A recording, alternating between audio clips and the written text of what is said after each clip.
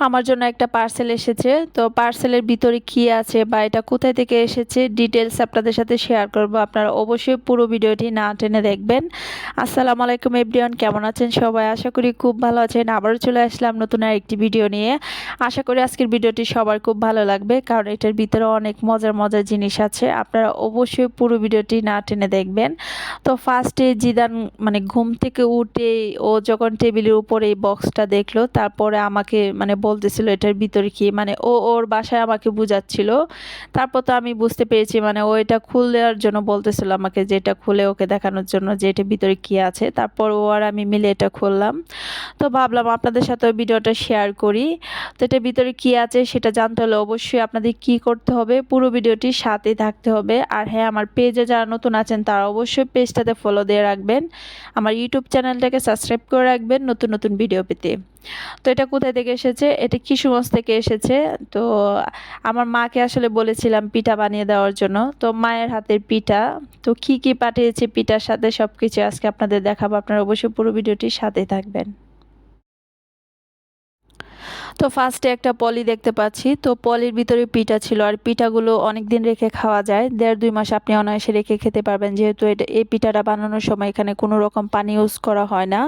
তো আমি এই পিঠাটা বানিয়ে দেওয়ার জন্য বলছিলাম। এটা মালা পিঠা ছিল। আর যা যা পিঠা পাঠিয়েছে আসলে সবগুলাই কিন্তু আমার একাই খেতে হবে, কারণ আপনাদের ভাইয়া পিঠা তেমন একটা পছন্দ করে না, ও খেতেও চায় না।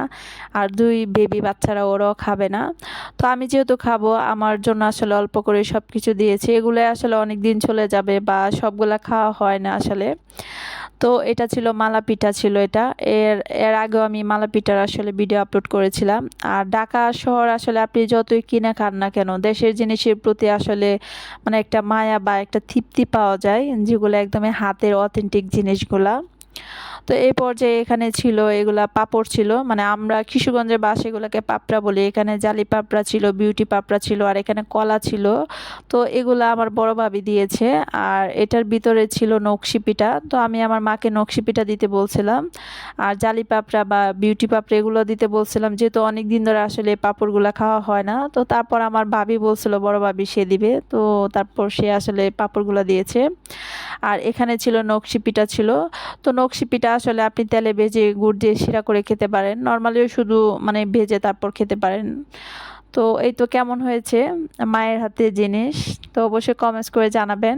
যদিও আসলে দেশের জিনিসের প্রতি একটা মায়া কাজ করে, এগুলো আসলে দেশের জিনিসের প্রতি একটা মানে তৃপ্তি পাওয়া যায়। আসলে জিনিস তো বেশি না, মানে তৃপ্তি জিনিসটাই অনেক বড় আসলে।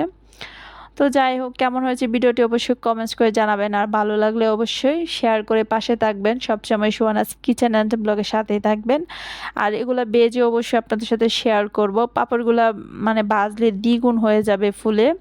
এই পাঁপড়গুলো খেতে অনেক অনেক বেশি মজা। আর এগুলো আমি অনেক দিন পর খেয়েছি, অনেক দিন ধরে আসলে এই পাঁপড়গুলো খাওয়া হয় না, এগুলো অনেক বেশি মজা।